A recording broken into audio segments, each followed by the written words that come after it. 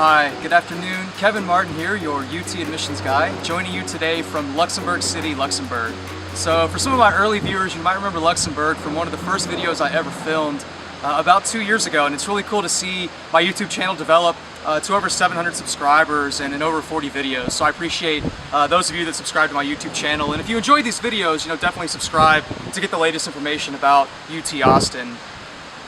So I want to talk today about those new UT short answer questions. I've seen a lot of questions on Reddit, and concerned clients email me asking for specific tips and strategies on how to approach this career, academics, and leadership short answer questions.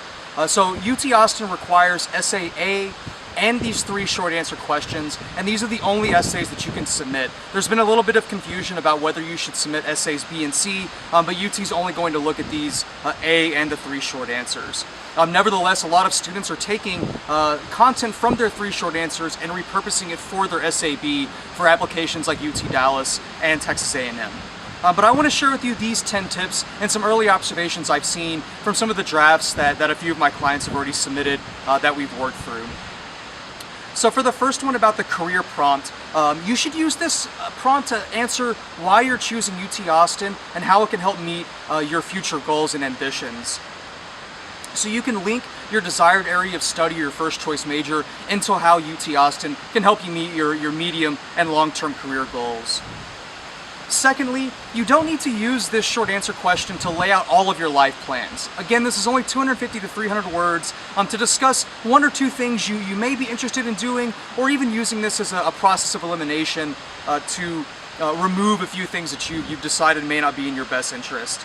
These essays are not like a contract written in blood. I know some, especially parents, will say, well, if my son or daughter's writing about this in their short answer, what happens if they want to change their major? It's really not a big deal. The prompt asks to talk about your dream job, so this doesn't have to be even a realistic life plan. But thirdly, you should still have kind of realistic steps that you can take in order to achieve your goals. So it's important to be as specific as possible, and even if you're not exactly sure what you want to do, you should still identify, for example, if you want to be a doctor or a lawyer, to be as specific as possible. What kind of doctor, what kind of law would you like to practice, or what sort of engineer would you like to be? Fourth, and this deals with the academics prompt, consider using the second short answer to discuss special circumstances. So in the past, and this is still true for transfer students, UT would allow you to submit an SAS to discuss special circumstances going on in your home, community, at your school, or with your health. So consider using a short answer to discuss something that is influencing or impacting your decision in the classroom. Fifth, is there a particular teacher that inspired you in a subject, or got you interested in physics, or informed your decision to be an engineer or a lawyer? Consider talking about your favorite subject or your favorite teacher, and that's a great way to use the second short answer about academics. Sixth, did you move schools or change cities, or perhaps were your parents educated and grown up in a different country, so they may be unfamiliar with the American education system?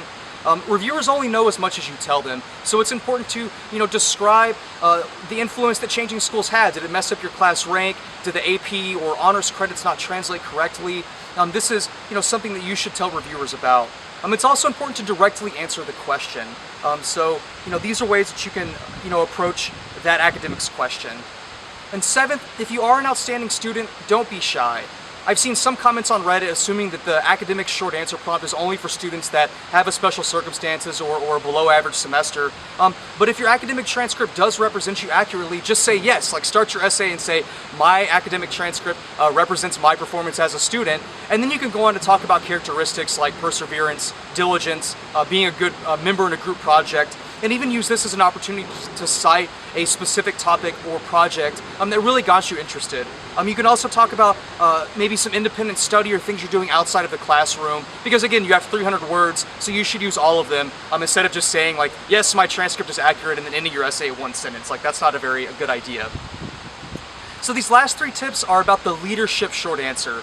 So my 8th piece of advice is to take a broad definition of leadership. I think sometimes people think too narrowly about what leadership means. They confine it to student council president, or drum major in the band, or captain of a varsity team. But not everybody has a traditional leadership role, and moreover, UT isn't looking to fill, their 8,000 person freshman class with all the student presidents or, drum majors. Instead, you can be a great brother, a great grandson or granddaughter. You can be someone who, helps your teacher before school or after class. Or maybe perhaps like sometimes students want to talk about their gaming experiences, like with World of Warcraft or League of Legends.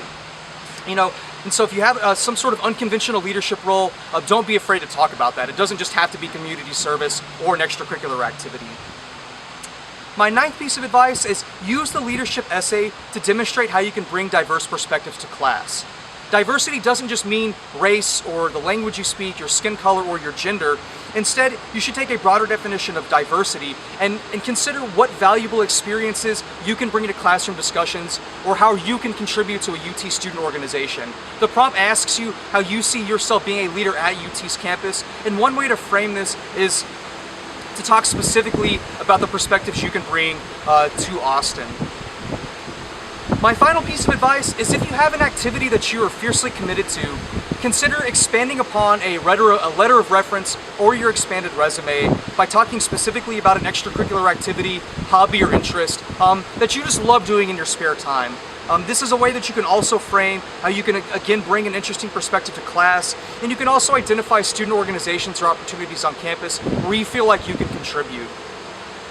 So I hope that you enjoyed this video on the short answers. I'm going to have 3 more specifically about each, the career, the academics, and the leadership short answers. And so if you want the latest content, please subscribe to my YouTube channel.